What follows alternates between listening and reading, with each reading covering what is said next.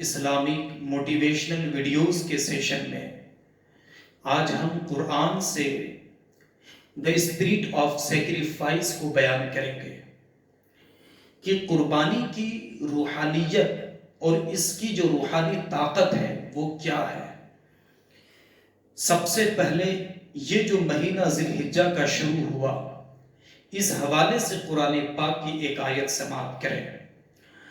اللہ کا فرمان سورہ فجر کی آیت کا نمبر 1 اور 2، والفجر ولیال عشر، فجر کی قسم۔ کس فجر کی قسم قرآن نے کھائی ہے؟ خدا نے کھائی ہے۔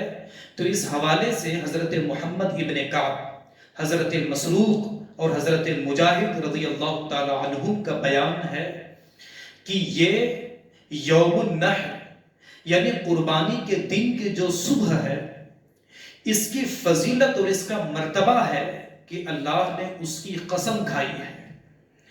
اور اسی کے جسٹ بعد ولیال عشر، اور 10 راتوں اور دنوں کی قسم۔ پھر وہ کون سے 10 دن اور رات ہیں جن کی قسم خدا پاک نے کھائی ہے؟ تو اس حوالے سے تفسیر ابن کثیر، تفسیر طبری اور تفسیر قرطبی میں ہے، حضرت عبداللہ ابن عباس، حضرت مجاہد، حضرت عبید رضی اللہ تعالی عنہ، حضرت مسروق رضی اللہ تعالی عنہ، ان سب حضرات کے حوالے سے بیان ہے کہ یہ جو 10 دن رات ہیں، یہ ذی الحجہ کے شروع کے جو 10 دن ہیں، ان دنوں میں رب تبارک و تعالیٰ نے خاص ایسی فضیلتیں رکھی ہے کہ رب نے ان کی قسم کھائی ہے۔ لہٰذا آپ ان دنوں میں اور بالخصوص یوم النحر میں جن کی قسم رب نے کھائی، آپ باضابطہ عبادتیں کیجئے، خدا کے تذکرے کیجئے، اللہ اکبر اللہ اکبر ولا الہ الا اللہ واللہ اکبر وللہ الحمد، اسے آپ کثرت سے پڑھتے رہیے۔ قربانی کی روح کو اگر ہمیں سمجھنا ہے تو سب سے پہلے ہم قرآن کی ایک آیت آپ کے سامنے پیش کرتے ہیں، سورہ حج آیت کا نمبر 34۔ اللہ نے فرمایا کہ قربانی صرف امت محمدیہ پر ہم نے مقرر نہیں کیا، بلکہ قربانی کی جو روحانی عظمت تھی، جو اس کا اندرونی پاور تھا، ہم نے اسے ساری انسانیت کو مزین کرنے کے لیے ایک ایک امت پر مقرر کر دیا۔ اللہ کا فرمان ہوا وَلِكُلِّ أُمَّةٍ جَعَلْنَا مَنْسَكًا، ہر امت کے لیے ہم نے اس قربانی کو مقرر کیا۔ کیوں؟ لِيَذْكُرُوا اسْمَ اللَّهِ عَلَى مَا رَزَقَهُم مِّن بَهِيمَةِ الْأَنْعَامِ، تاکہ خدا نے جو انہیں رزق دیا، جو انہیں جانور عطا فرمائے، ان سب پر وہ خدا کا ذکر کرے، خدا کا شکر کرے، اور رب کے تذکروں سے وہ اپنے دلوں کو مزین کر لیں، اپنے دماغوں کو پاکیزہ کر لیں۔ بس خدا کے نام کی پاکیزگی سے دل کو پاک کرنا مقصود تھا، دماغوں کو پاک کرنا مقصود تھا، کہ خدا پاک نے ہر امت کے لیے اس قربانی کو مقرر فرما دیا۔ یہاں تک کہ ہم اوریجن کے طور پر حضرت آدم علیہ السلام کے بیٹوں حضرت حابیل اور قابیل کا واقعہ بتاتے ہیں قرآن پاک کے حوالے سے، کہ سورہ مائدہ آیت کے نمبر 27 میں ذکر ہے کہ حضرت آدم علیہ السلام کے ان 2 بیٹوں حضرت حابیل اور قابیل نے قربانیاں پیش کی۔ اِذْ قَرَّبَا قُرْبَانًا فَتُقُبِّلَ مِنْ أَحَدِهِمَا، جن میں سے حضرت حابیل کی قربانی تو قبول ہو گئی، مگر قابیل کی قربانی نہیں قبول ہوئی۔ کیوں؟ اس لیے کیونکہ اس میں حسد، کینہ، بغض، گناہ اور قتل کے جو جذبات تھے، رب تبارک و تعالیٰ نے ان کی وجہ سے ان کی قربانی کو مردود قرار دیا، اور اللہ تبارک و تعالیٰ نے صاف ارشاد فرما دیا۔ اور وہ آج جتنے بھی قربانی کرنے والے لوگ ہیں، اس بات کو توجہ سے سنیں۔ اللہ نے ارشاد فرمایا کہ قربانی کس کی قبول ہوتی ہے؟ انما یتقبل اللہ من المتقین، اللہ صرف تقوی والوں کی قربانی ہی قبول کرتا ہے۔ صرف اخلاص والوں کی قربانی ہی قبول کرتا ہے، مال والوں کی قربانی نہیں۔ جن کا روب ہے، جن کا روب و تاب ہے زمانے میں، ان کی قربانی قبول نہیں کرتا، بلکہ ان مالداروں کی قربانی قبول کرتا ہے جو اپنے مال کو اخلاص کے نام پر خدا کی بارگاہ میں پیش کرتے ہیں، اپنے جانور کو اللہ کی راہ میں اخلاص کے طور پر پیش کرتے ہیں۔ تو گویا رب کے یہاں نہ جانور قبول ہے، نہ دیگر قسم کے مال قبول ہے، بلکہ ان سب پر جو آپ کا خلوص مرتب ہوتا ہے، وہ خلوص خدا کو پسند ہے۔ حدیث پاک میں ہے ان اللہ لا ينظر الى اجسامکم وصورکم، کہ بے شک اللہ آپ کے جسموں اور صورتوں کو دیکھ کر کوئی بھی ثواب اور نتیجہ مرتب نہیں فرماتا، بلکہ آپ کے جو دل ہے، اس دل کا جو اخلاص ہے، جو آپ کا عمل ہے، اس عمل اور اخلاص کے مطابق خدا آپ کے لیے ثواب مرتب فرماتا ہے۔ اس لیے اخلاص للہیت میں اضافہ کیجئے، اور مطلب پرستی کی اس دنیا میں اللہ تبارک و تعالیٰ کے نام اور خدا پرستی کے جذبات کے ساتھ آپ عملوں کو انجام دیجئے۔ انشاءاللہ العزیز آپ کا چھوٹا عمل خدا بڑا عمل بنا کے قبول فرما لے گا۔ میں اس موقع پر قرآن پاک کی ایک اور آیت پیش کرتا ہوں۔ اللہ کا فرمان سورہ حج میں یہ آیت کریمہ ہے، لَن يَنَالَ اللَّهَ لُحُومُهَا وَلَا دِمَاؤُهَا وَلَكِنْ يَنَالُهُ التَّقْوَى مِنْكُمْ، کہ خدا کی بارگاہ میں ہرگز کسی جانور کا گوشت، خون، اس کی کھال نہیں پہنچا کرتی۔ کیا پہنچا کرتا ہے رب کی بارگاہ میں؟ وہ تقوی، وہ خلوص اور وہ پرہیزگاری جو آپ قربانی کرنے کے لیے آپ اپنے دل میں بسائے ہیں، اس تقوی اور پرہیزگاری کو خدا حقیقت میں قبول فرماتا ہے۔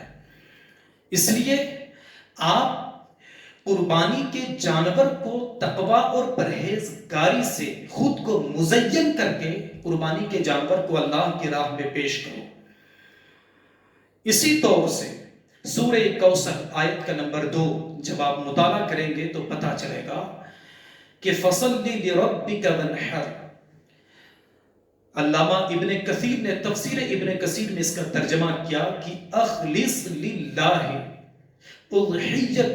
اضحیتک وصلاتک، کہ اللہ کے لیے اپنی قربانی اور نماز میں اخلاص پیدا کر، یعنی خالصتاً لوجہ اللہ، صرف خدا کی رضا اور خوشنودی کے لیے آپ اس نماز کو پڑھیے، آپ اس قربانی کو کیجئے۔ ورنہ نماز سے اگر خدائے پاک کا ذکر یا خدائے پاک کا خلوص نکل جائے، قربانی سے قرب الہی کا جذبہ نکل جائے، تو یہ ایسے ہی ہے جیسے کہ شہد کی مکھی سے اگر شہد نکال دیا جائے تو مکھی تو نفرت انگیز ہو جائے گی نا۔ لہٰذا آپ اپنے عمل کو مبارک کرنا چاہتے ہو اور چاہتے ہو کہ اس کو بیکار ہونے سے بچایا جائے، تو اس میں خلوص بھر دو، اس میں للہیت بھر دو۔ اگر عمل میں کچھ کمی بھی ہو جائے گی تو اخلاص و للہیت کی پوزیشن کی وجہ سے اللہ آپ کے عمل کو مقبول بنا دے گا، اللہ آپ کے عمل کو مکمل فرما دے گا۔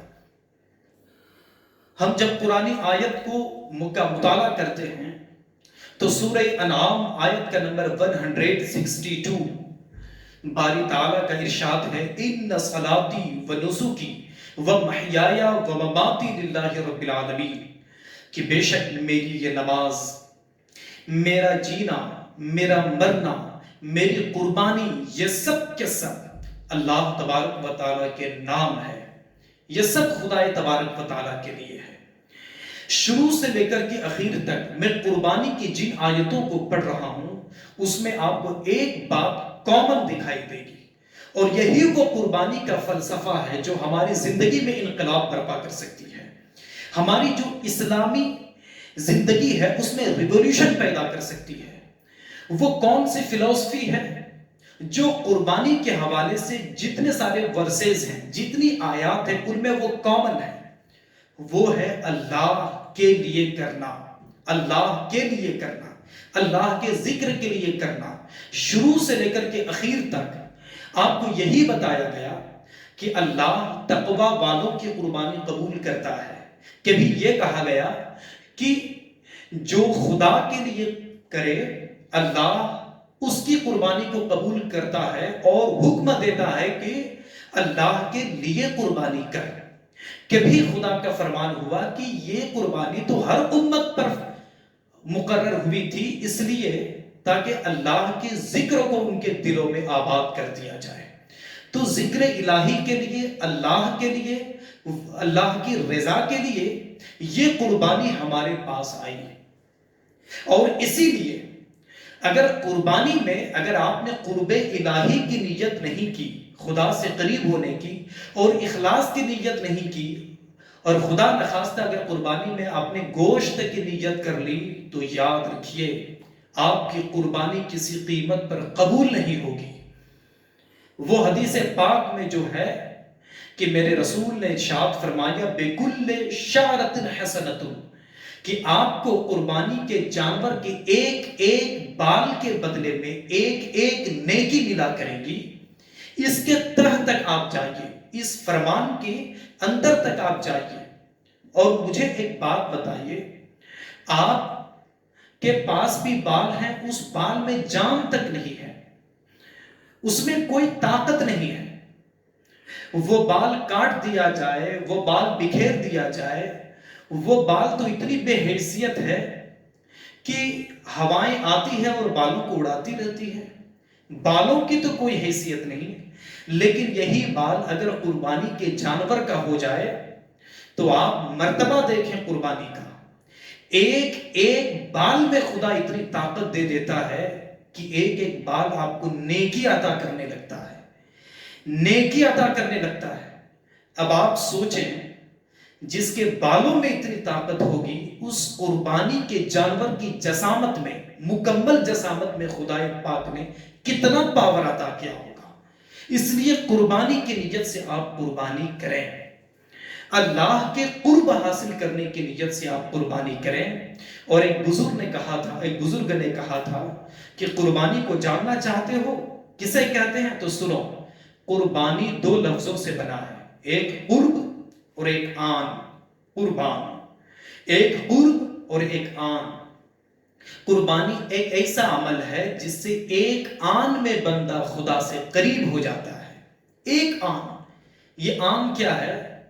جب آپ ایک گھنٹے کو 60 حصے میں تقسیم کرتے ہیں تو ایک منٹ ہوتا ہے، ایک منٹ کو 60 حصوں میں تقسیم کرتے ہیں تو ایک سیکنڈ ہوتا ہے، اور ایک سیکنڈ کو 60 حصوں میں تقسیم کرتے ہیں تو ایک لمحہ ہوتا ہے، اور ان لمحات کو بھی کئی حصوں میں جب تقسیم کریں تو ایک آن ہوتا ہے۔ آن جو ہے یہ وقت کی سب سے چھوٹی اکائی ہے، اور اس ایک آن میں قربانی اللہ تبارک و تعالی قبول فرما لیتا ہے۔